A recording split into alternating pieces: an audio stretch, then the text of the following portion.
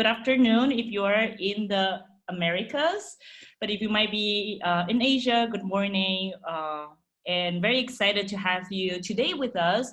We're doing this webinar series around the world. As you know, 500 Startup is one of the most global VC that invest in several founders. We have over 2,000 companies in 75 countries. So we're doing a little bit of travel while we're in the lockdown. And today we are gonna do a little bit of deep dive in the ecosystem in the Latin America, and I'm particularly looking at the Spanish-speaking Latin America.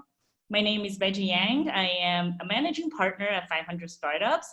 And I have with me today in the webinar, Santiago Zalava, who is our partner in Mexico City, but he invests and oversees the entire Spanish-speaking Latin America. So very excited today to talk about some of the key components, the evolution of the venture capital, looking at the risk and challenges in light of the COVID-19.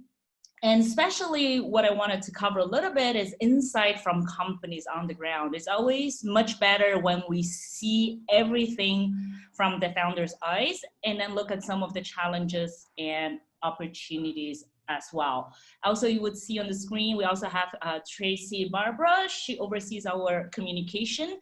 So this slide before this, she asked us, actually was our legal who asked us to guarantee that we have a legal disclaimer. And then Santiago told me just before we joined the call, that's what he reads every morning when he wakes up. First thing, it's the first thing, just to start the day. Just to start the day. We're gonna get officially started, and we have a Q&A on the site. The first 20 minutes, I'm gonna do a interview. I'm gonna be the moderator, and then please feel free to start asking the questions, and later on we'll be moderating and hopefully answering some of your questions as well. So to start with, Santiago, why don't you first introduce yourself, give a little bit of background, and also talk about the current portfolio that you've been working on with 500 Startups. Yeah, absolutely, and thank you very much. It's going to be a super exciting, 25 minutes just talking about the region, and hopefully we get all the points that we want to cover and all the questions that we'll get from the attendees. But just introducing myself, I've been a software developer for the last 20 years. Roughly 9 years ago, I switched sides to be on the more investor side, and I started investing first from a vehicle that we created called Mexican VC. Which I think would be the first early stage fund in Mexico, or at least for really early stage, especially coming from the Bay Area. And then joined 500 8 years ago.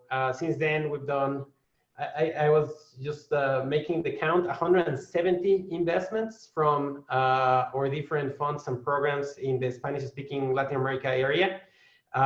So that's mostly Mexico, Colombia, Chile, Peru, and Argentina, but we do cover all the other Spanish-speaking countries. Most of those we've done through our accelerator program that we run in Mexico City. We've done 11 batches, and we have batch 12 open for application for 4 more days. So we're closing on Sunday. Hopefully we get some people here to apply. And then we've also done, so that's I would say 150 of the 171 investments we've done, and we've done 21 investments where we just do a seed investment in a seed round.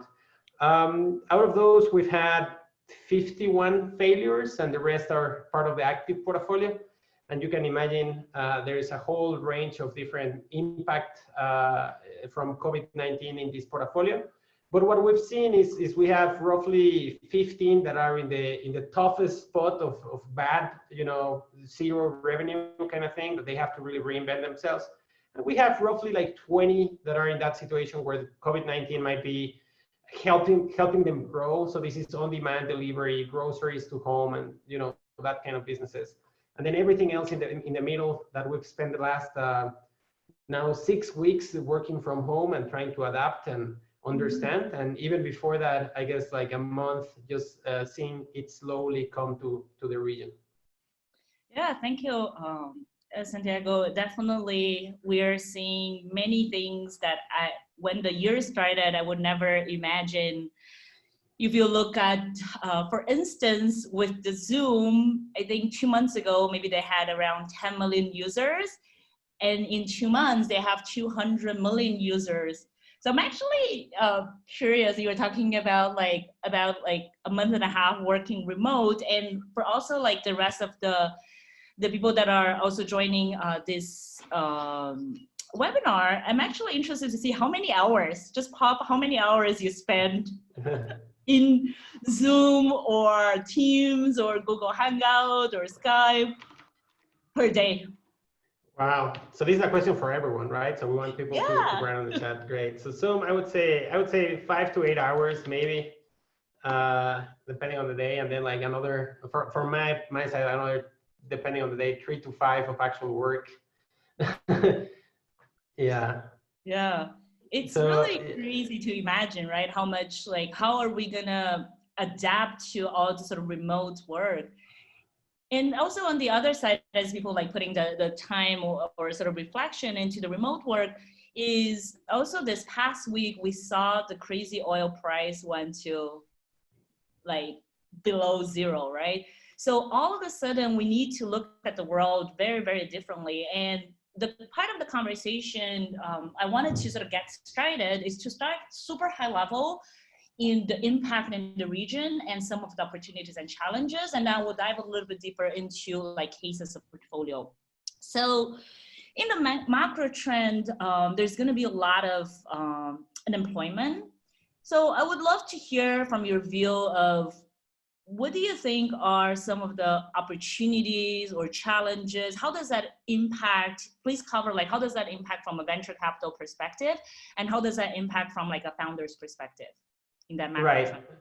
So we've seen some of the macros, and I guess like they are very similar across the world in a way, but then they apply specifically in certain countries. What I've seen that is specific or unique to Latin America is that everything was on top of a currency devaluation, right? So we're not only dealing with the productivity problems of being in a lockdown and the impact on unemployment that you mentioned. This is layered on top of a 20-ish, depending on the country, currency devaluation in the last 4 or 6 weeks. Both impacted by COVID and now also the oil prices. So I mean that impacts a lot of the economy, and in general, I would say that it's very hard to try to synthesize all the impact in the economy. So I'll definitely talk a little bit more about what we see in venture capital and from the founder's perspective. But even before saying that, the thing that I really just keeps resonating in my mind is that the more impact that I see, the more I think that it's more important now than ever that we have startups and entrepreneurs in the region, right? And as you mentioned, there's going to be so many changes from education, health, digital commerce in general, that we're gonna need all of that startup ecosystem and energy to readapt a lot of these industries. So I want to start just 1 second on the currency side, because I think like one of the trends that we had seen, just for anyone who might not be as familiar with the region, a very quick summary of where we were coming before COVID is most of these countries have had 5 to 10 years of real like startup ecosystem with investors and angel investors and funds and slowly growing support from academia and governments and everything. So we're looking at the venture capital investment growing, 2x, 3x, number of deals, capital invested. But even in the best moments, it's always been an underinvested region. So the last couple of years have been extremely exciting because we've seen how we're getting to that place where we might have enough capital to develop the ecosystem. And obviously now it's going to be a little bit harder. But one of the things that I think is super exciting is that we were already seeing a pattern of founders who have learned how to do world-class products, try to target the global markets. And I think now with the currency, it makes it even like a bigger like price if you actually go and get those international markets. And understanding a customer and trying to sell to them remotely, it's kind of the same if they are one block away or one continent away. There might be extra differences in culture or language, but really, I'm starting to hear a lot more people thinking about how do I go global. So that's going to be super interesting, and I think that's a huge opportunity. Then when we stay in the region, obviously, I think education is going to be one of the, and employability and companies around, generating from skills to finding the job opportunities to actually landing them. We have in the portfolio company called Get On Board and also Talently that are super interesting because they're helping local talent also find that international, job opportunities. So I think like that's going to be an interesting pattern. Other than that, just like the whole e-commerce infrastructure that has been slowly building in the region, transportation mobility is going to be super interesting to see how it adapts to this new world where people might be using public transportation a little bit less, but our cities are already pretty saturated with traffic. So that's going to be a super big challenge, and hopefully that means opportunity for entrepreneurs. So yeah, a lot of different points of views. Yeah, interesting because you mentioned like there's certain trends, right? Like part of the trend is seeing potentially companies maybe already starting to build more global organizations because of devaluation. So US dollars or other currency would like pay a lot more in terms of revenue, and some of the trends with the COVID. Do you see that happening like during COVID? Like, do you separate when you're evaluating the deals? Do you separate that like what is during COVID and what is like post COVID? Can you like give us a little bit of insights around that? And I would love to have you also cover. You mentioned that you have the next batch open, and then how are you seeing the application? Are you seeing certain trends also there? Because you are seeing so many companies, right, that are applying right now. Yeah, so I'll start a little bit with what we're seeing on the founder side, and then come back to these two questions because I think they kind of like all complement each other. But I mean, on the founder side, as I guess some other people and other regions, we see when this whole situation started, everyone started to talk about cash conservation and extending runway. If anyone's still talking about that, I feel like they are already too late. Like as soon as you can make those decisions and take, replan the year and find ways to extend runway, the better. And if there's people hearing this that haven't still, finalized some of those discussions, I think that's what needs to happen. But the next challenge is going to be how do you, talk about fundraising? How do you find the resources that you need to still grow when there is first COVID as a lockdown and then potentially a recession in the region? So I think like access to capital is going to be complicated, but I was in another webinar this morning where I felt like I was the only positive person. So I'll just give the positive point of view, where I feel like this is going to separate the real investors who want to take risk and the ones that were just, hearing pitches and maybe considering doing this, and the same with entrepreneurs. So whoever, like we're telling our startups, if you need fundraising, if you have something that is interesting and there's an opportunity that you see, don't stop fundraising. Like go and knock all the doors. The worst thing that can happen is that you'll have a new network of people and they'll have an extra data point of view. But just I was just after that whole panel, and I was just looking at this different negativity that I was hearing. Right now, we have one oversubscribed round that should finalize in the next 2 weeks. We finalized during this COVID situation a secondary sale that we haven't announced, and we're juggling 2 acquisitions that are getting close to completion, right? So I mean, the people who are here because they see the opportunity of building, efficiencies with technologies and innovation. If they have conviction and you have something that is valuable, it's definitely going to work out.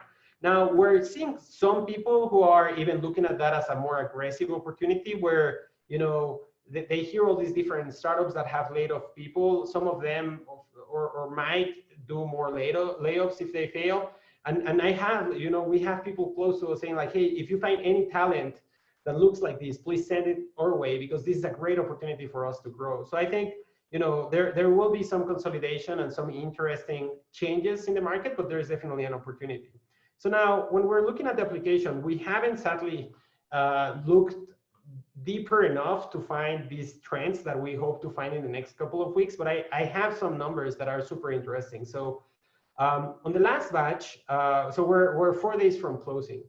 In the last batch, batch 11, we had 512 companies that had applied by this specific time frame, and now we have 744, right? So the trend that we're seeing is more companies that they might need the capital that we're investing, and also obviously we hope the mentorship that we're providing.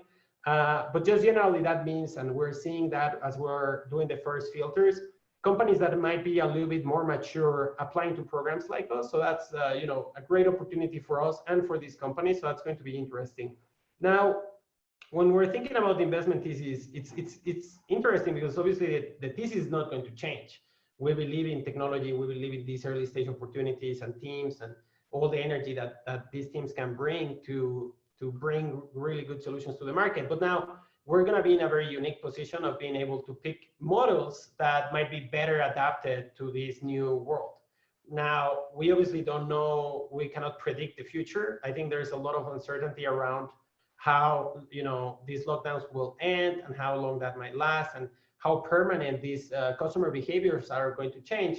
But we're definitely seeing that there's going to be some industries where we might see a little bit more, you know, investment, we will see more cash flow, we'll see more customers. But in general, I think the way that we're thinking is how do we base all of these decisions on talking with customers, right? So we're going out and trying to, well, not out physically, but, you know, remotely, trying to understand how consumers are changing and through the portfolio and looking at how they are adapting to certain opportunities. I think we're starting to see some of these changes might be definitely more permanent than a couple of months, right? I don't think like there will be a back to normal this year. Mm-hmm. And maybe even like thinking even not back to normal, whatever we're doing becomes like the new norm, right? That can also happen. Yeah, I think that's exactly what's going to happen. I think like I haven't mentioned this, but it feels that there's a meme going on where there's like this like question on a test that says like who created the digital transformation in your company, and it says like, oh, COVID. Like that's how we're looking at most places in Latin America, I would say. So this place where I'm at the moment, it's a very big building, and they usually have like a very small place where they receive packages. And now it's overloaded. Like they will need to like change the way that they are looking at packages here because there's 120 apartments here, and in the last 6 weeks they've gone from very few to everything, right? So I think we're seeing all the demographics, trust the internet, WhatsApp, delivery, people starting to sell through these platforms.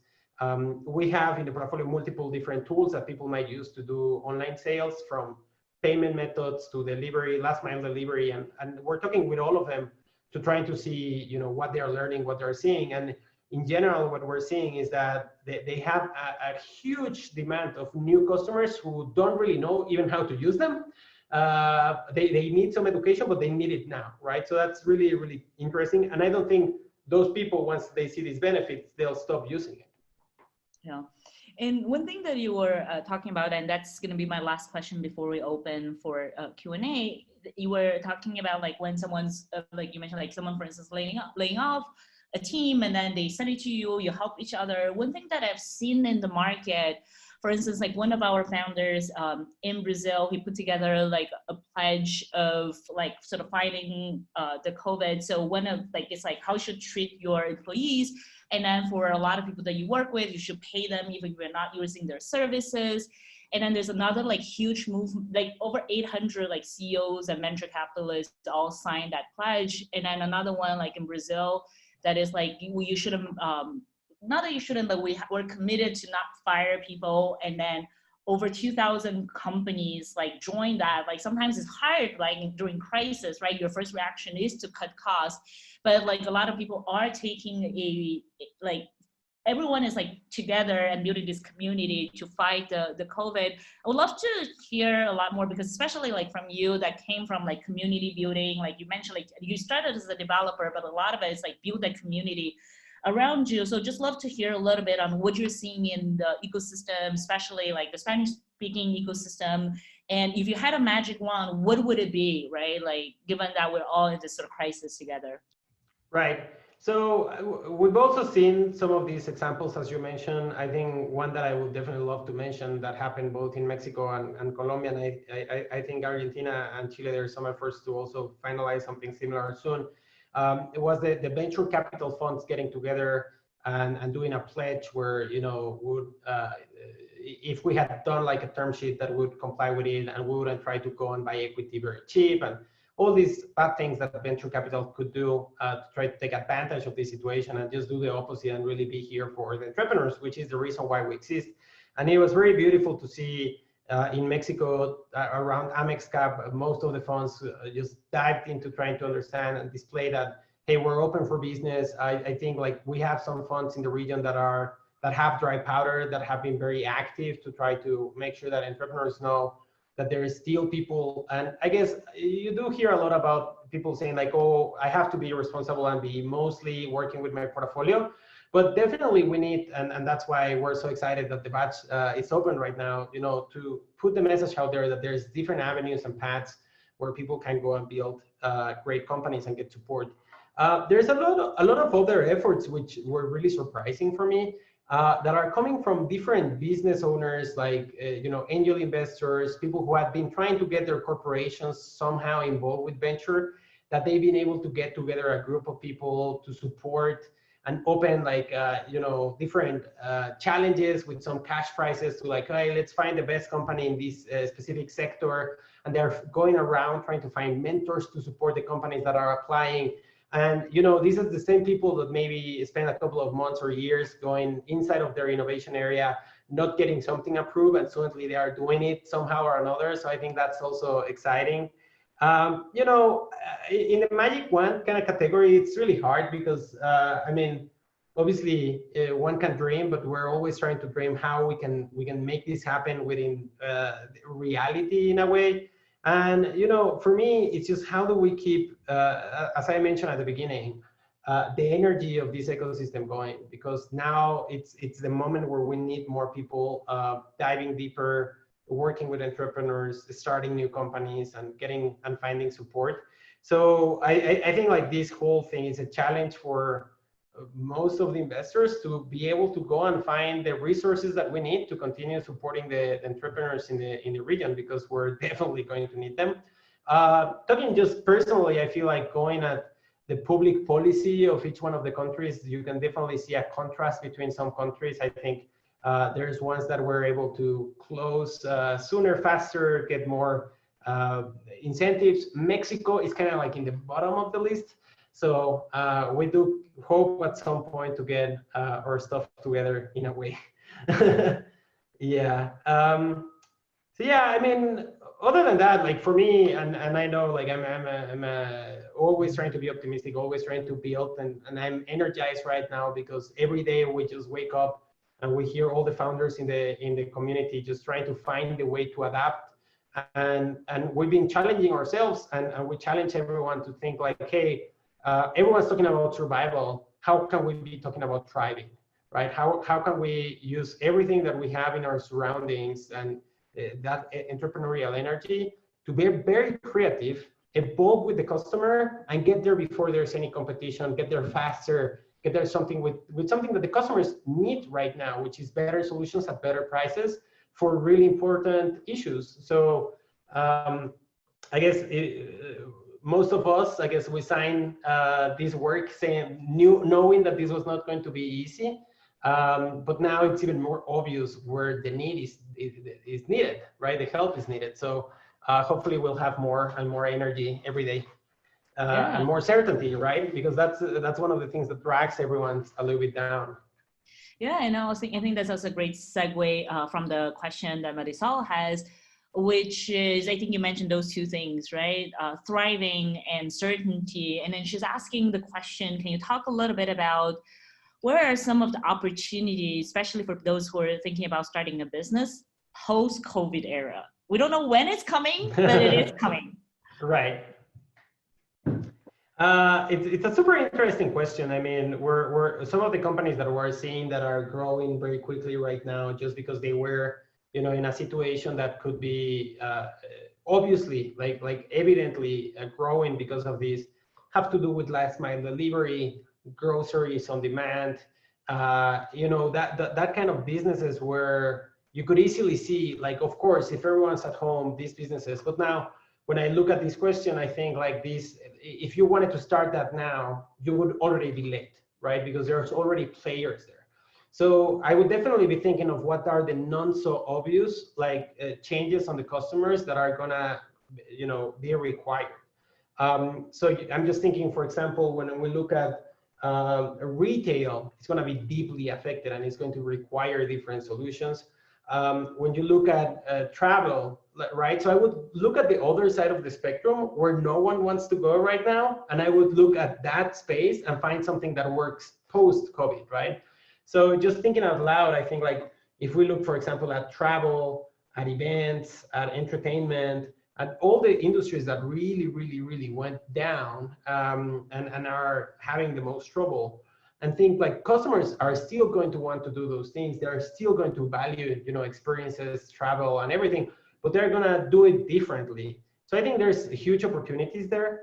And then in the very big damage done to the society, you mentioned like employment being a very, very big topic. So for example, we have in the company, in the portfolio company called Aprende, and they're doing training for specific kinds of jobs that we know are going to be required. So training people and helping them through these challenges, I think it's going to be also a very big opportunity.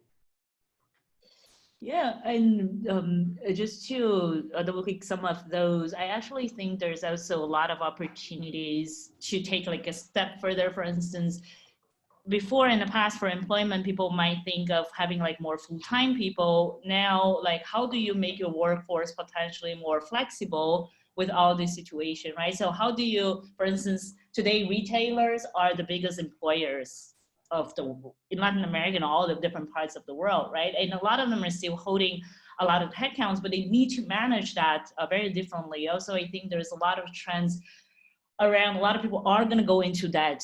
So how can they then manage their debt after that, right? So there's going to be a lot of after effect. So I think partially it's exactly what Santiago mentioned is that obvious? When it's obvious, everyone is working on that. Are you too late on it? And then what are some of the things that might not be people talking about all the time, or where are some of the big problems that you can tackle from those different angles? We have another question here from Mariana, and she's asking the question, which is really interesting, is the future of startup, especially on the topic of like blitz scaling. It's like right.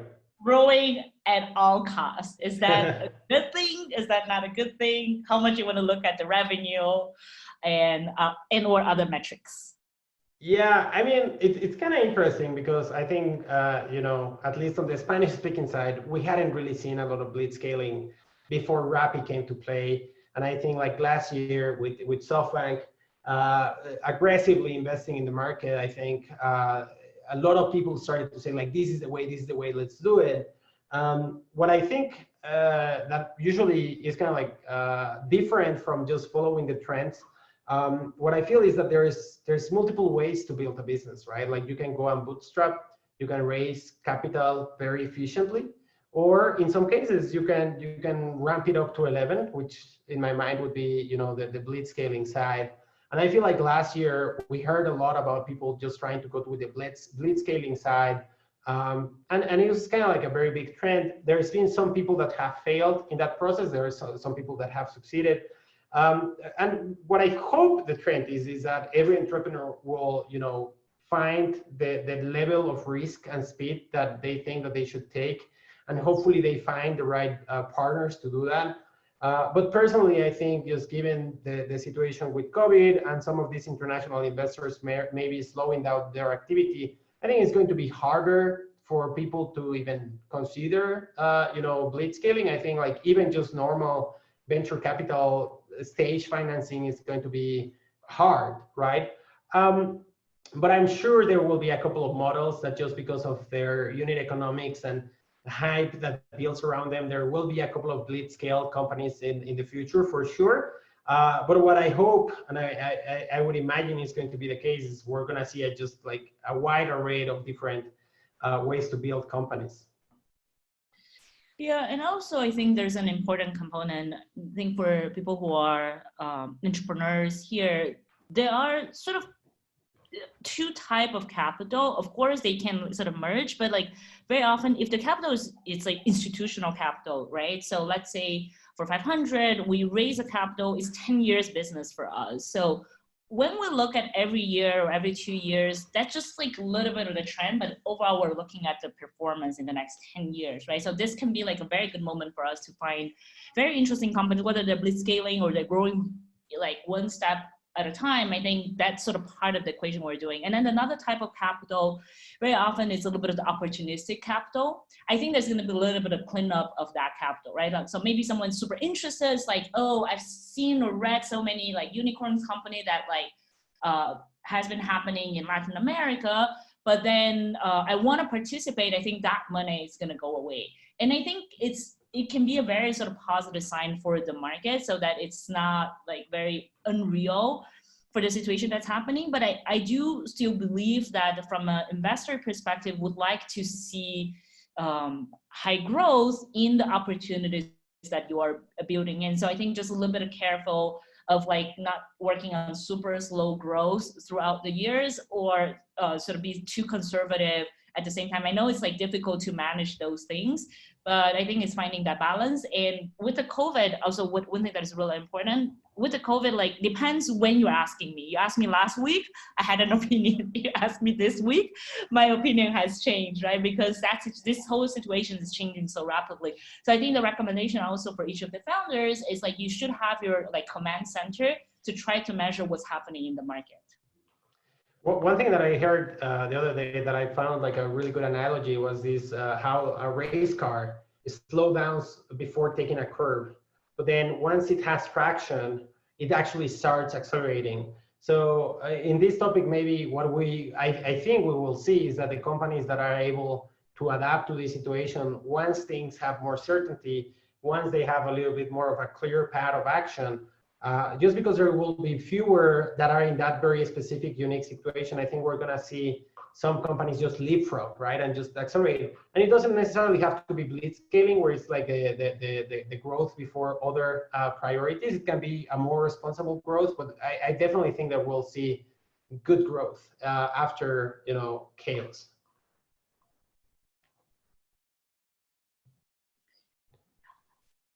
I think we have another question here on the Q&A from Ana Lima. How do you guys see the impact on the Mexican and Colombian VC ecosystem? The next months we'll have less deals in these countries. And what about the level of maturity of the startup ecosystem in Colombia, Mexico, and Chile? COVID is going to speed up the digital transformation in this market. Yeah, so I mean, like, I'm guessing can you repeat the question a little bit slower again? Oh, sorry. So how do you guys see the impact on the Mexican and Colombian VC ecosystem? The next months will have less deals in these countries. And what about the level of maturity of the startup ecosystem in these countries? And will COVID-19 speed up the digital transformation in these markets? So my feeling about the Mexican and Colombian VC ecosystem, I think there will be an impact. I think raising new funds is going to be challenging in these times. And I know there were a couple of funds out there, between funds, and that's a very challenging moment to be right now.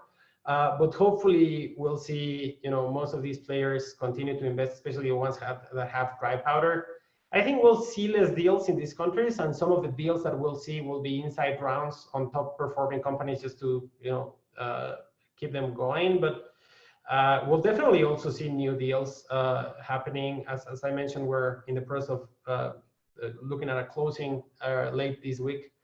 Then how the level of maturity of the startup ecosystem, it's way better than it was 5 years ago, and it's maturing really quickly, but we still have a lot of space to grow on number of deals and capital invested. So all of these countries, we still have a lot of job to do on the VC side. But I think that this situation will speed up the digital transformation, and because of that, there will be more need for what we do. So hopefully that will leverage more of what we do. Yeah, and also I think from a digital transformation perspective, I think sometimes we think from a corporate perspective, right? Like maybe they would partner more with startups. I think the answer is yes in general. Before they might take like a month or 2 months to take decision.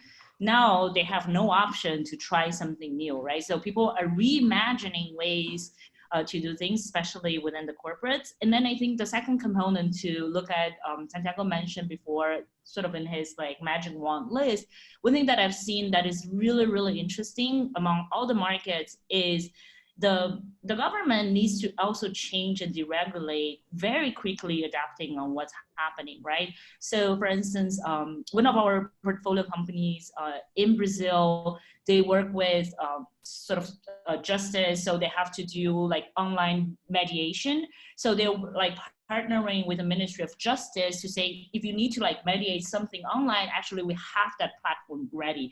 That's the same thing with telemedicine. Like with telemedicine, it wasn't available, it wasn't approved. And then like if you see like the ministry, they would say, of course, depends on the country, right? They would say, oh, like this is approved during COVID time that you can do telemedicine. But like once you approve, how do you go back? Like how do you go back saying like you can do it now? And then by the way, the infrastructure is set, it's much more convenient, you no longer do that. And that's the same thing with education. Like it was so difficult in Brazil to approve education, especially for K-12, and now it's just like, what are the options from the government, right? Like there's no option except deregulate and find solutions very quickly. So I definitely agree, like the venture will slow down altogether, but it's not gonna go away. Like, but what I think it's gonna happen is gonna open, like during COVID time, especially post-COVID time, I think there's gonna be really a lot of opportunities that weren't even like, we couldn't even imagine before. Right. I think we still have two more, so, but I don't know how we're doing on time. I'm more than happy to continue going. Yeah. Let's try Nadine? to wrap with one more question so we can like start and end on time. But I think one thing that could be sort of interesting here that I'm seeing from Chris, and then I think there are sort of several components on that. And then maybe I'll just draw one is, do you see sort of similarity and differences between the different crises? So maybe 2018 financial crisis compared to now. There was this article on, I think on UN talking about Latin America, saying like this is gonna be the hardest crisis ever, right? So any ideas on how to create sort of unique positioning? Yeah, I mean, like I definitely think it's going to be a pretty tough crisis, and we look at similarities to other moments in time. It's kind of hard to predict because there's still a lot of uncertainty around how long the impact on the lockdown, and then as you see unemployment, you don't know how many of these jobs are permanently lost or temporarily lost. So I think what we have to do, and it's I guess the second part of the question, is exactly to think how on the VC side, on the startup side, we can be in unique positions to do something useful, right? So from our point of view, being outside with the batch right now and looking for companies that will be perfectly adapted to this, hopefully with that generating good examples that can make sure that people continue to look this as an industry that we have to support. I think that's our mission, and that's what we're trying to do. Partnerships with governments or CVCs. I think I don't know, Chris, how much you research around what we do, but we do things with governments and CVCs, which I'll let Bedy talk a little bit about. But definitely, we're open and always looking to every way to amplify the impact of what we're doing. Yeah, and then just to comment on those sort of 2 points that you mentioned, I think this crisis is going to be much harsher than the ones we lived before. Because this is not only financial, this is also health, this is a change of mindset altogether. But for us working in technology, I think for the entrepreneurs and for us who are investing, I think we're really privileged because I think if I think of like what can be one area that can create the solution for this crisis, because challenges are the opportunities for us to build solutions, and Founders is around building solution, and us as venture capitalists and the acceleration program that we run is how do we provide that support and be part of your journey as founder, right? So I would see that this is the hardest that we're gonna ever hit, or we've seen in the past, I don't know, 100 years. I think on the question on hedging and working with a broader network, in 500 mission, a lot of it, it's building the community around that, right? I think because now it's less so this country or this structure or this government or this corporate, I think everyone is together to build this shield to like go over the crisis. So I would sort of recommend or think about like, how do you use the network? How do you use the ecosystem to build a lot more strength? And how can you contribute around that? And that's what a lot of what we do, right? We do have the funds itself, and then we're constantly investing in the companies, but also we spend a lot of time looking at partnerships with whether it's governments and corporates. And ultimately, the ultimate plan is how can we help founders be successful and build companies at scale in like anywhere in the world. Thank you so much. Yeah, this was awesome. Everyone, yeah, who has also like asked some really, really interesting questions, and Santiago, to spending some of your time on letting us know the state of the art of COVID-19 in Latin America. No, thank you very much for all the good questions, and obviously for Tracy for all the support. Yes, and thanks all for joining.